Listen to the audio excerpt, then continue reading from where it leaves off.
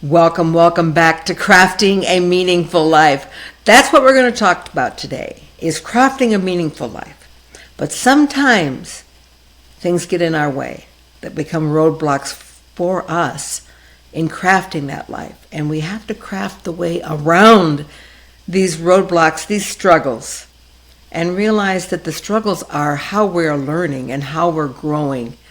And one of the biggest roadblocks that we're encountering in our society today is that of mental health.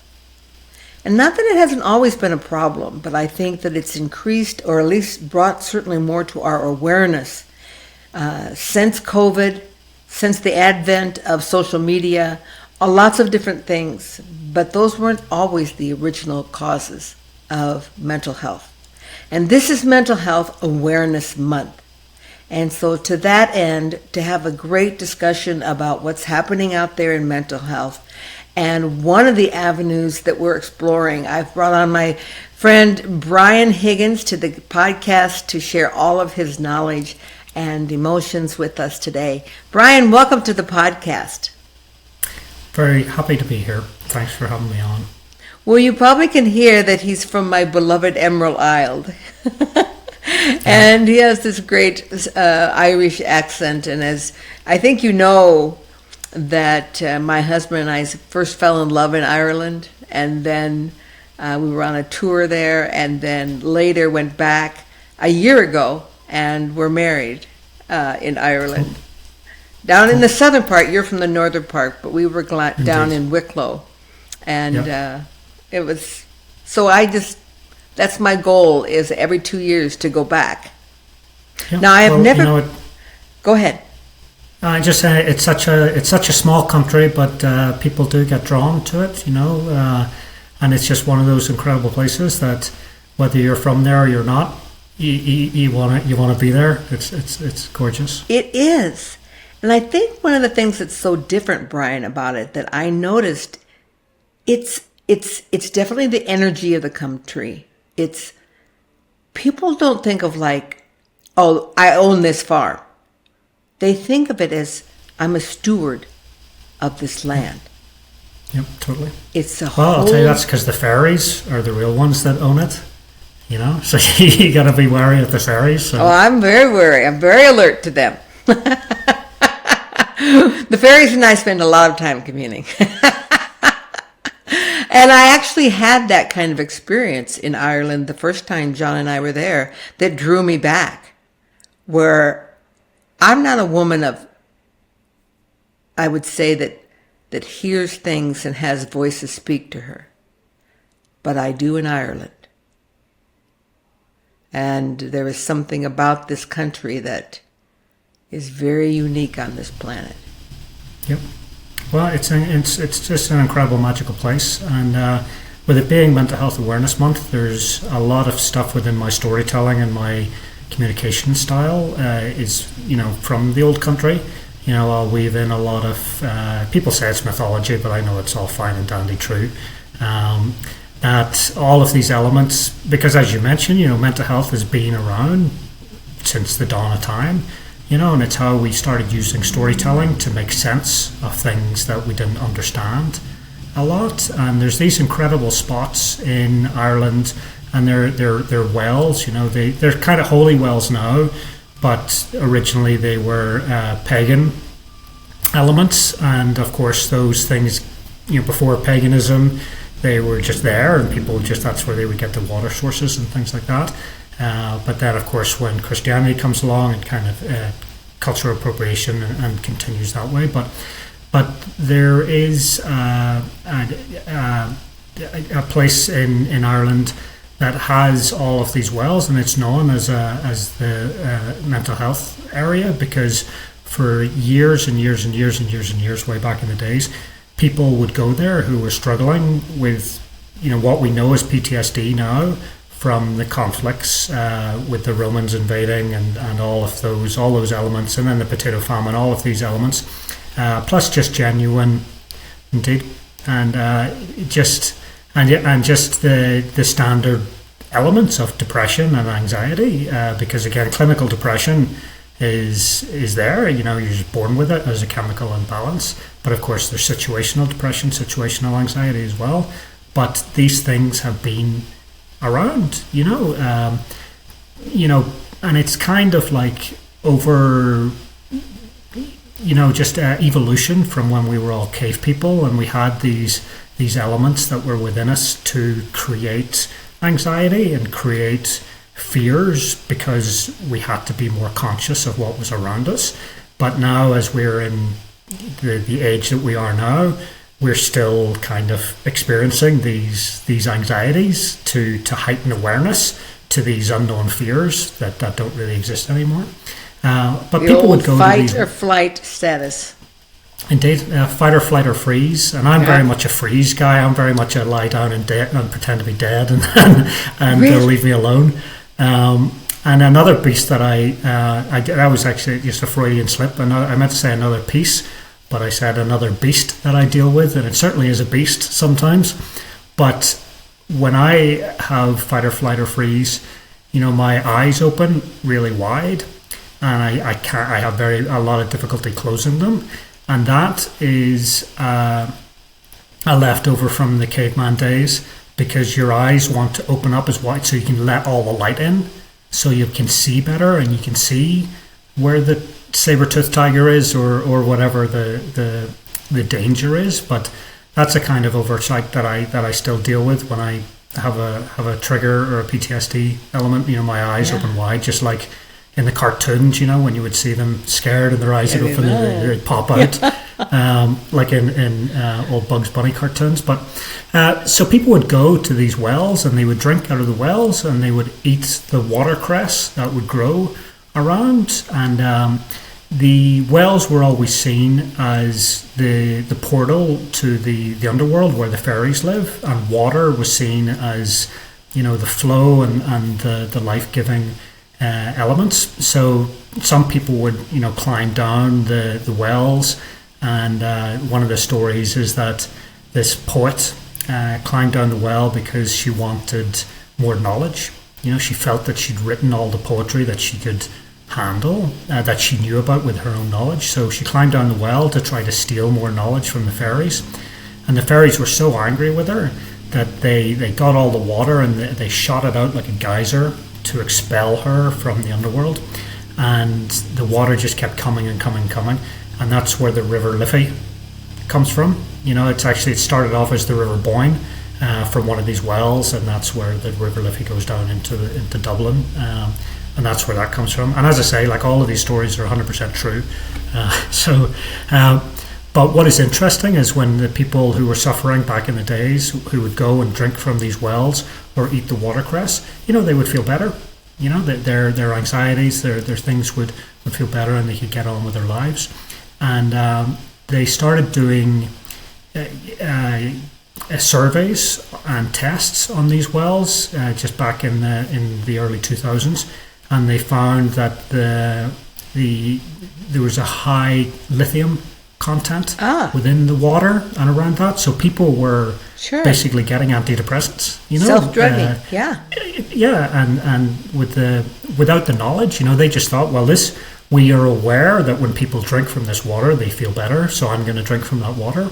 And it's just incredible, like the old ways of harnessing nature to help self-medicate yourself. So all of those things are great, and I like to teach that kind of stuff within my storytelling and my programs through the nonprofit that I have, which is Mental Healthy F.I.T, which stands for Films, Ideas and Tips.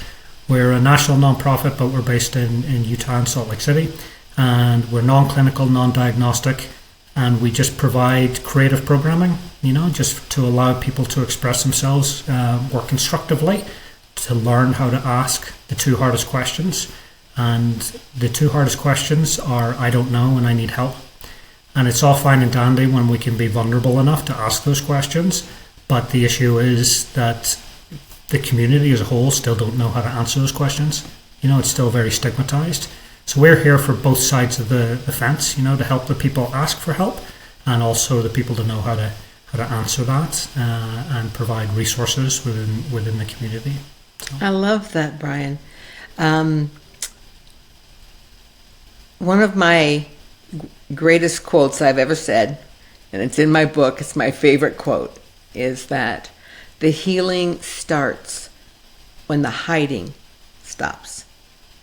Yep, indeed. And as long as we continue to want to hide and we're not able to ask those two questions and to admit that we are in need of help, we cannot begin to heal. Yep. And when we step into the light, I always think of things that need to be healed are in the dark, and they're done in the dark. Yep. And that's another element of what we do with creativity. We like to shine a spotlight on the darkness, to help people step into the light. So. And as I read on your website, the particular piece that you and your organization are focused on is film.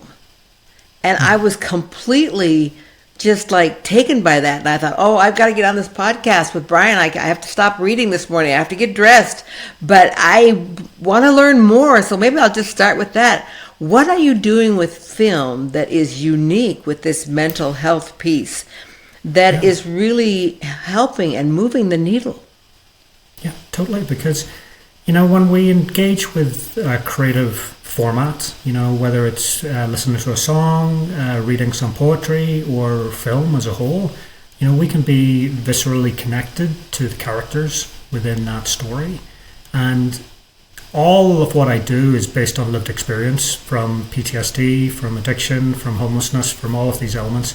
I like to say I kind of went to the buffet of mental health and took a little bit of everything and filled my plate up. And sometimes it can get very overwhelming, but that's what's on my plate and I got to deal with it. The combo special. So the struggle that I was facing was all of my experiences are, very extenuating and very traumatic and very individual to myself from conflicts. So not very many people have experienced what I have. But when I say not very many people, there are still billions of people in the world, so there are still millions of people that have experienced what I've had, but the majority of people haven't, and everyone has got their own struggles, their own issues. And what I found was that when I was doing traditional therapies, traditional treatments, I was basically just traumatizing people with my stories because, there was a lot of violent conflict elements. So people could not connect with what I was trying to communicate because I thought, okay, talk therapy, I've just got to regurgitate. Here's what happened to me in finite detail. And it just didn't get me anywhere. I ended up homeless. First of all, in my Celtic wisdom, I decided to just drink and drug more to make the problems go away, which certainly didn't make the problems go away. It just made everything else in my life go away. And throughout my time being homeless, I was homeless for around about 2 years. And I started realizing that, the equity in mental health really just starts and ends with your diagnosis. It's just the words on a page. I'm certainly happy to self-identify and say, yes, I'm diagnosed with PTSD, OCD, ADHD, depression, anxiety, suicidal ideation, all of those things. And there could be, I'm not going to say there could be, there will be some listeners out there that have those same diagnoses. But that's where the equity and the similarities end. It's just the words on a page, because everybody's experience is completely opposite, completely different, and it is hard to resonate just based on an experience. So how do we resonate then? We resonate on the emotion, because when I was running around telling everybody about my trauma history, people could not connect. People were just afraid of it because, again, the media stigmatizes somebody with PTSD having a flashback. They're going to have a violent, lash out. And that's really not what happens. Yes, okay, it happens in some occasions, but the majority, what that ends up is the person in the basement alone, contemplating suicide with a bottle. The majority of the time, it's very rare that it is an outward outlash. So, but what I realized was the emotion that we create is connective. So, as I like talking to you, you may not have been homeless, you may not have had traumatic experiences, but when I break down my emotional connection, which is fear, pain, anger, that all of those emotions that I was experiencing during those times, you have 100% experienced fear, pain, anger in some form. So the beauty of creativity is I can tell a story based on those emotions and get you to feel a visceral connection to that. And then once I have you in the palm of my hand, as far as feeling that emotion, then I can tell you the moral of the story, the real understanding of it. But again, creativity is subjective. So you can watch one of our films that we create and it can be a completely different story to you. It can be a completely different meaning. And that's beautiful and that's wonderful because you can connect the dots and show that there are, 100 different ways to get to the end of the journey. So that's what we do. We basically work with at-risk youth. I like to say youth of all ages because mental health affects everybody. So youth of all ages affects it's every demographic. And basically we take, the program consists of people taking fictional characters and putting those fictional characters through their emotional difficulties.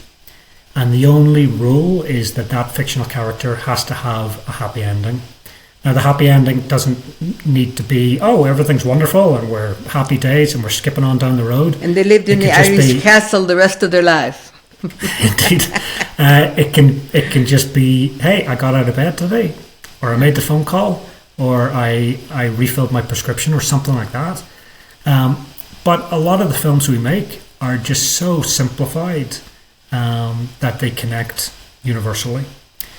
We try to do a lot of stuff with nonverbal communication, which developed when we started working with autistic youth, because some are totally nonverbal, and we had to work out from a body language element of how can we understand.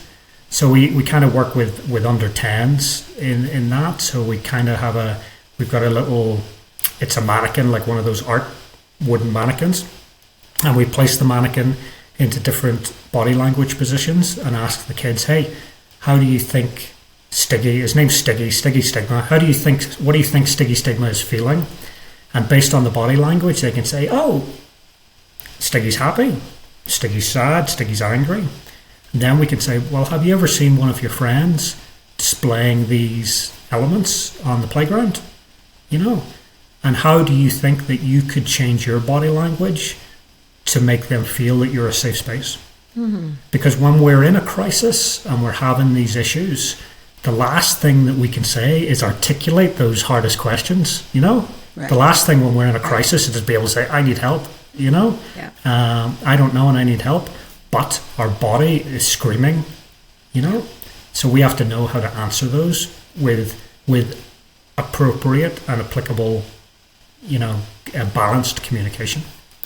So that's basically what we do. And with filmmaking, there's so many elements within filmmaking that can be connected to mental health, to be therapeutic. There's team building, there's troubleshooting, there's solutions, there's expression, there's behind the scenes, there's framing. I love the framing element because, again, you're looking through the viewfinder and you're seeing the scene. And okay, everything in this world exists within this frame. And everything over here could be all in disaster, like all the grips and all the electric people and everything going on and everyone getting their lunch. But you're just focused on this. This is the scene that I need to deal with. It doesn't matter what's going on over here, just like mental health. You you could have all the things in your head, you know, all the self-esteem elements and all these terrible things that are going on, and your anxiety is building, but you know you've got to take one foot forward and one after the other, one after the other. And that's incredible for people to be able to focus on that and say, hey, you know, this is what's ahead of me, not what's behind, not what's going on over here. You know, this is the story that I'm telling today, which is gorgeous as well. And we give everybody the opportunity to be the director, the producer, the actor. We put everyone's name in a hat and they get to pull it out. And for half an hour, they get to be the director, which again is gorgeous for these kids because, you know, they look through the viewfinder and they say, oh, the chair's in the way. Can you move it? And someone says, of course I'll move it, no problem. And that could be the first time that anyone has ever responded to them as an authority figure, you know, and seen them as who they are and who they want to be. So it's just a gorgeous way. And then, so we make the films, and then we tour the country to different schools, different organizations, and we show them. They're all shorts. They're all quick, like 5 minute, under 5. And we provide, you know, curriculum and conversation starters for the teachers or the community leaders so that they can, you know, connect better with their audiences. So, you know, when we found, again, nobody's really doing what we're doing and people engage, you know, we have these mental health events every month and people engage. People come because they want to see the creativity, they want to see the storytelling and see what people are moving and shaking with. Whereas, you know, before it was very much seen as doom and gloom. Like, why would I want to spend my Tuesday night with all these depressed people? But it's not the case with our stuff. So, you know, I love that you call your stick person sticky stigma, because that is one of the issues that we deal with in mental health. It's a huge part of it, and that is the stigma around it. Oh, mental health, let's see, there's something wrong with them, and it might threaten my position. They might act out toward me. They might influence my children. I mean, they might steal from me. The stigma around it is, and the worst one, of course, if I hang out with them, it may expose my own stigma, my own problems. And getting rid of those stigmas is such a huge thing. I even just think about your story when this podcast started, and you said, you know, that you suffered from all these different things and that you had been homeless. Mm-hmm. A listener could immediately stigmatize their thought of who you are, why this happened to you. You make up their own story based on their glasses that they see the world through, rather than reality. And by putting it in a film format, you give people the opportunity to break away from the stigma of mental health and to see it as we all may experience different levels of mental health. But throughout our life, Brian, we all must look inside personally at our own mental health. I don't know one person on this planet, and I know a lot of people, who was ever born and grew up and said, you know, I never had a problem. Yep. I never felt like I was less than. I really was never afraid of anything. No one ever says that. We all have our own journey of mental health and awareness. So I love the project that you're involved in with this stigma. So to take away people's stigma of you. Now, I watched your TED Talk in Salt Lake. I thought it was great. And you came in dressed as a homeless person, you know. That was great. Yep. But I would like you to share a little bit more of your own personal journey, your own personal walk of how did you develop PTSD and what did that journey look like for you? Yep. Well, growing up in Northern Ireland during the Troubles, the conflict, the violent conflict that was going on for decades and decades, and you know started centuries ago, I was directly affected by that because I was just part of the the community, there's two elements. There's Protestant, Catholic, and I was part of one of those communities, and we were directly affected by that. And seeing shootings, bombings, killings, punishment, beatings on a daily basis from the moment that I was born. That's when the conflict was happening, all the way through up to when I was 26, and the peace process started and the ceasefire started, and it gave people the opportunity to take what we had learned from our conflict resolution, because there was two elements that I kind of see the community falls upon. One, you see the troubles that are going on around you, and you get angry about it, and you pick up a gun. You pick up a bomb and you lash out and you react to that violently. Or you pick up a pen or you pick up a paintbrush, and that's the whole thing, is the pen is mightier than the sword. And we look at Northern Ireland and see like how small and really insignificant of a country it is on the world scheme of things. But we look at the world-class creative talent that has come out of there, based on the population ratio. So we have, Van Morrison, Kenneth Branagh, all of these elements, plus tons of sports stars and on and on. And these were the people that came up at the same time as me, or just before me, or after, and, were affected and had the same anger in the community, but they chose to move towards more creative expression where they could get that out more productively. And whether that's subconscious or whether they sat down and said, this is what I'm going to be creative, instead of lashing out, because I certainly only put this together in the past few years, because there were certainly times that I was so full of bile and anger that I wanted to engage destructively. So when the peace process and the ceasefire started, it gave me the opportunity to go into other conflict areas, and use my lived experience to help others. Basically I kind of look at it like a teddy bear claw machine that would come in and pick me up and put me in other conflict areas. And I would play football, I would go to the discos, I would go to my job and things like that. And so it would kind of influence the younger generation, the youth, to see a different role model, because again, with peer pressure, with father to son, or the violence perpetuates that way because it's cool. Hey, it's cool. I'm gonna do this. I'm gonna get revenge, and I'm gonna get all the self-esteem, because maybe they don't have the other role models that are like, oh, I've gone to my job, and I've got an apartment, things like that. So that was basically the lived experience visa. And so when I was brought over to America, it was mostly over on the East Coast, and it was all, gang violence and areas of difficulty there that I was kind of dealing with, and putting myself into those situations.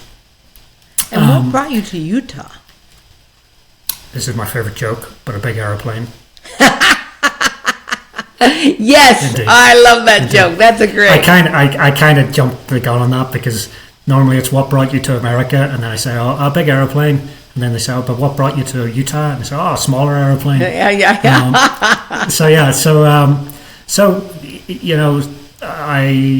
I got married in Boston, and my ex-wife, who she prefers to be called these days, her family was from here, so we moved out here to start a family, and really that's when all of my troubles started. They started back on the East Coast too, because when I living within the hypervigilance of the conflicts, I couldn't see anything. Just the viewfinder, all I could see was what's ahead of me, and I was in hypervigilance, pure hypervigilance on a daily basis. Like, where is that? Why is that car parked there? Why are all these things just constantly?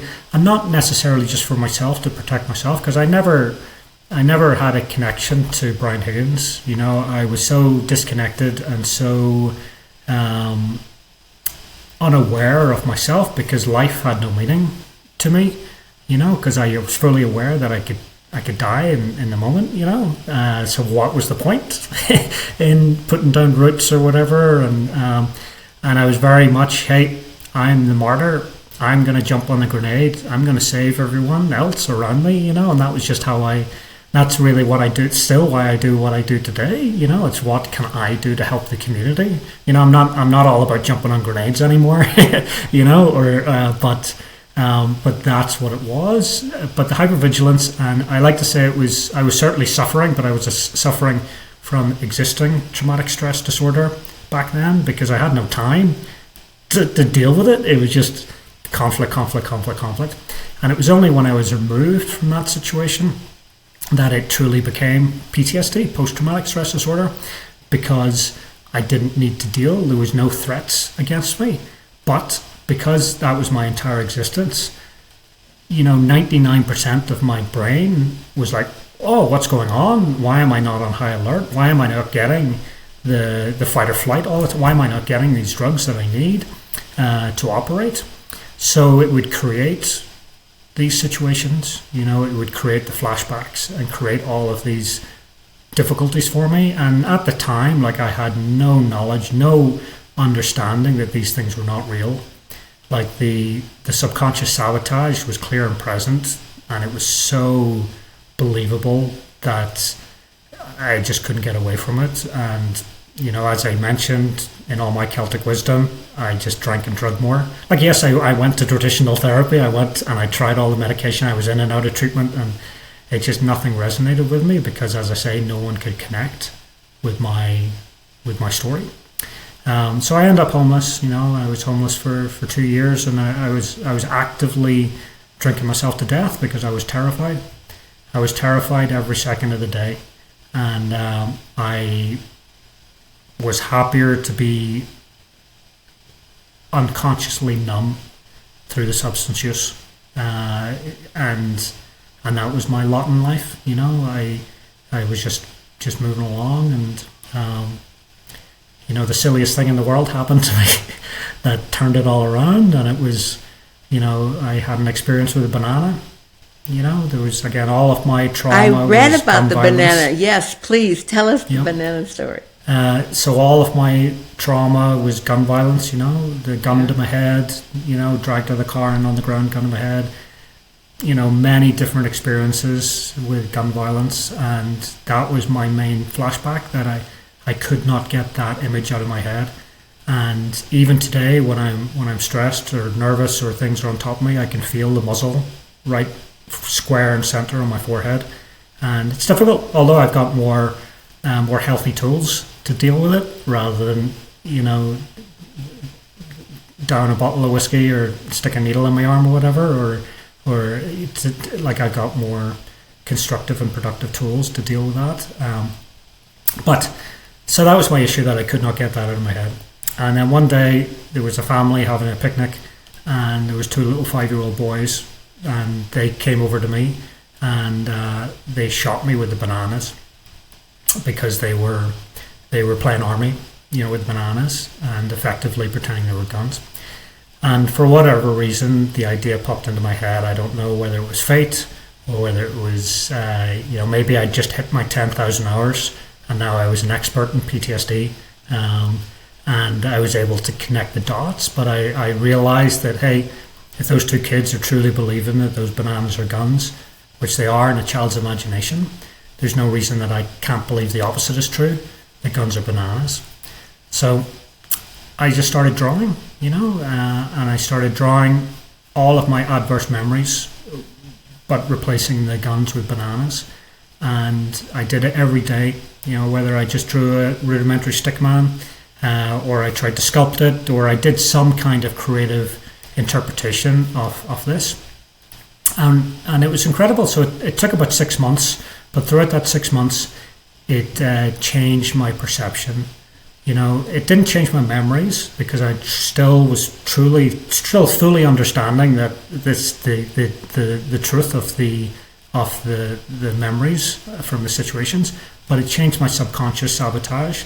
So when I was asleep, and I was having my flashbacks or my night terrors, now all of those traumatic memories would be changed to bananas. And I began lucid dreaming, and it was incredible. And I was able to realize that, hey, this isn't happening right now. This is a memory, you know. This is basically just like watching a DVD. And I know that's probably aging myself, so we'll say watching Netflix, you know, or watching a VHS. And basically now I'm just rewatching the scene over and over and over and over. And it's not because it's a good scene, you know, it's a terrible scene, but now I can pause it and I can go into the special features and I can change the angle and I can direct the scene better, you know, and I can talk to the other people in the scene, say, hey, what's your intention with your character? And realizing, hey, they're not here to kill Brian Higgins. They're just here to attempt to deal with their trauma. You know, I just represent a traumatic piece within them, you know. And now what can I do? You know, I can take the banana off them and I can peel it or I can offer it and say, let's just talk about this, you know, let's learn from each other. Let's learn that I'm Brian and you're Sean, whatever, you know, and get to know each other rather than I'm the enemy and you're my assailant, you know, and there's a line in the sand. And it really was incredible because as I was Teddy Bread dead, you know, bit of rhyming slang there, and there was nothing ahead of me. I was so numb and so just dark, and that banana just changed everything. And the incredible thing about a banana, it doesn't always have to represent a gun, you know, it can be a smile, big old smile on your face, you know. And that's really where everything started for me. As I said, it took about 6 months. I was able to get sober for the time. Like I relapsed many times after that, and I am sober now. I've been coming up on my 6 years fully clean and sober in June, which is incredible. Life is just unimaginable for me now, and really that's where it started, with the creative interpretation of a banana. And that's where everything, that's the origin of everything. And developing my nonprofit, trying to work out how does a nonprofit work, you know, how to get a charitable donation certificate, how to get a 501c3, all of these vocational things that I had to put together, all while just trying to, you know, really just find ways to make things better to help people. And that's where it all comes down to. And it's not a one-stop shop for anybody, you know, and you gotta listen, you gotta talk, and you gotta communicate. And that's how I started the nonprofit, and that was, you know, 8 odd years ago now, and we've been able to help thousands of people. We've done hundreds of community programs, and we still continue to do it. And it's just a very fulfilling piece. And the dirty little secret is it keeps me sober and keeps me happy. But in order to keep myself on the straight and narrow, I can give it back, and I can help everyone around me. So. And I love that you've allowed it to come full circle to the giving back piece. One of the greatest realizations I think that anyone who's dealing with PTSD comes to is the realization of what a trigger truly is.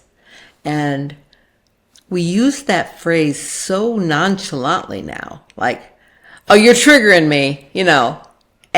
But the words behind that, the meaning behind being triggered, that it's not just like, oh, you're triggering me and my emotion I feel is being upset. It's actually a flashback that you're triggered to see, and that emotional response that you have learned to do at the time seems uncontrollable. There's no break between the trigger and the locomotive. It's just trigger, locomotive. And to learn the break, that you can choose a break. You can choose to put your hand and not be triggered to send the locomotive. That is a gift, Brian, And your Takes testament that you can do that is huge. Yeah. Well, it took a long time. It's not an overnight. It's not an overnight thing. But it's certainly beneficial. You got to put the work in to get there. So, as I sit here and talk to you, you seem like the most peaceful individual that ever walked the planet. Well, thank you. It's all, and it's not artifice. I certainly am. I'm certainly a happy chappy. Yeah, and to find that was a lot of work, and I love that you're creating this modality for people. People like me that grew up in the 50s, the solution to mental illness were lock them up. Later, it became shock treatments. If we just shock the hell out of their brains and their bodies, we can get them to not have these, trigger moments, these PTSD type of things. And then there came, let's just drug them. We're going to drug them. I'm going to be just comatose and then came the talk therapy stuff, where you actually were in a room and you talked, and if you did that for 20 years, that's really what it was. And if you had $500,000 to devote to it, you could then look at a glimmer of maybe moving into mental wellness. We have come so far into realizing that there are a multitude of modalities that can allow people healing in mental illness. And that it's not just somebody like with stigma, it's all of us. Mm-hmm. We all must walk. Yeah. Indeed, because the analytics are 1 in 5 people have a mental health diagnosis, but I like to say it's 1 in 1 people are affected by mental health. Absolutely. Because, it may not be you that's dealing with it, but everybody has had a friend or a family member that is needed support. And so everybody, it affects everybody. Yeah, every single person.